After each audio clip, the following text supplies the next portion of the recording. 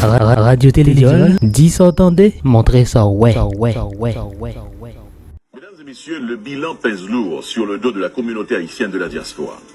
Si l'on se mettait à compter le nombre de morts causés par le virus Covid-19 au sein des Haïtiens vivant à l'étranger, certains parleraient de plusieurs centaines. D'autres n'hésiteraient pas à parler de plus de milliers. Un millier de victimes, plus précisément un millier de morts. Évidemment, nous n'avons pas de démarche ni d'outils scientifiques pour avancer et vérifier de tels chiffres. Mais les cris de pleurs, les larmes abondantes versées jusqu'à présent sur les dépouilles mortelles, les cadavres abandonnés dans les morgues, la quantité de messages de deuil et de sympathie affichés sur les réseaux sociaux, les appels téléphoniques, les messages textos pour informer d'un cas de décès d'un ami ou d'un parent, l'angoisse et la douleur qui s'expriment sur les visages et même dans le son de la voix de nos compatriotes de la diaspora sont des indicateurs du bilan très lourd, marqué en rouge, dans le cœur et dans l'âme meurtrie de ces Haïtiens et Haïtiennes qui, pour une raison ou une autre, ont choisi de laisser leur pays pour venir vivre ailleurs, venir vivre dans la diaspora. La majorité de ces victimes du coronavirus auraient tellement voulu mourir chez eux. Le dernier souhait de leur cœur, c'est d'être enterrés quelque part sur leur terre natale. Hélas, le destin a voulu autrement. Mais face à ce bilan déjà trop lourd pour en parler, je me retrouve désappointé, pour ne pas dire déçu, du mépris de nos dirigeants. Pas un mot de condoléances, aucun discours de sympathie de la part du Premier ministre. Parmi plusieurs interventions qu'il a eu à faire, je ne crois pas avoir entendu aucune adresse, aucun message de réconfort de la part du président de la République lui-même envers la diaspora.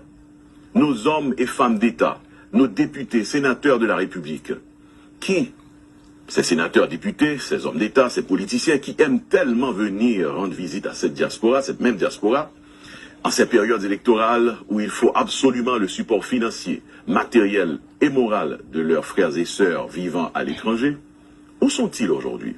Où sont-ils? En ce temps où la mort a frappé à nos portes, où sont-ils? Quant au titulaire du ministère des Haïtiens vivant à l'étranger, le MAV, ce ministre, un ami d'ailleurs, que j'ai personnellement appelé au téléphone pour lui offrir l'opportunité de saluer, au moins de saluer, les Haïtiens qu'il représente au sein du gouvernement, ma démarche est restée infertile, sans succès.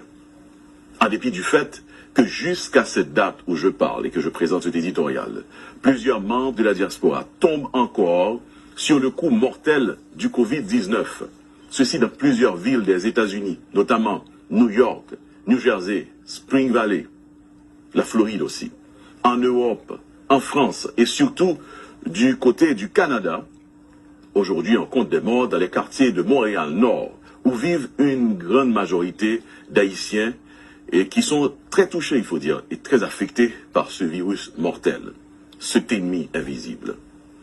D'ailleurs, cette date du 20 avril dernier, journée internationale de la diaspora, aurait dû être l'occasion d'offrir au moins une journée internationale de deuil à la diaspora.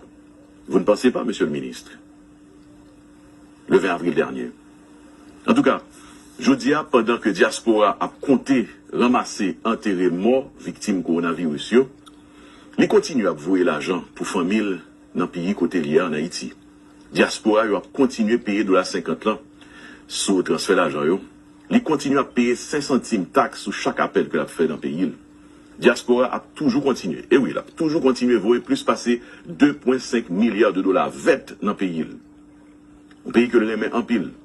Tout ça, pendant que les parents doivent voter, pendant que le difficile en pile pour venir faire business ou bien pour venir faire politique dans le pays, et pendant que la tombée, la mourir en bas coronavirus. C'est même diaspora ça, oui, que nous sans le mettre dehors, pour tout bon vrai. Nous mettons le dehors net la caille, parce que tout simplement, les infectés à coronavirus, nous pas même le venir même. Eh bien, je ne dis pas, malgré que il y a de l'eau dans gel, malgré que diaspora a crié sous ses cœurs familles qui mourent en bas virus là, diaspora ça prend note. Mais je dis, oui, je dis, le pape jamais oublié. Il n'a pas oublié que la passé pour contre lui. pour continuer à passer un moment difficile dans la ville. Alors, messieurs, dames, en sérieux, même une petite condoléance officielle, nous pas qu'à dire diaspora, sérieusement, même si nous pas qu'à, bon, même si nous t'avons fait comme si nous vraiment aimons diaspora, même par hypocrisie, nous t'apprenons que c'est pas l'argent diaspora que nous aimons seulement. Nous t'a fait comme si nous aimons diaspora tout. Nous t'a dit condoléances, au moins. Au moins ça, nous t'ai qu'à faire. Nous pas penser ça?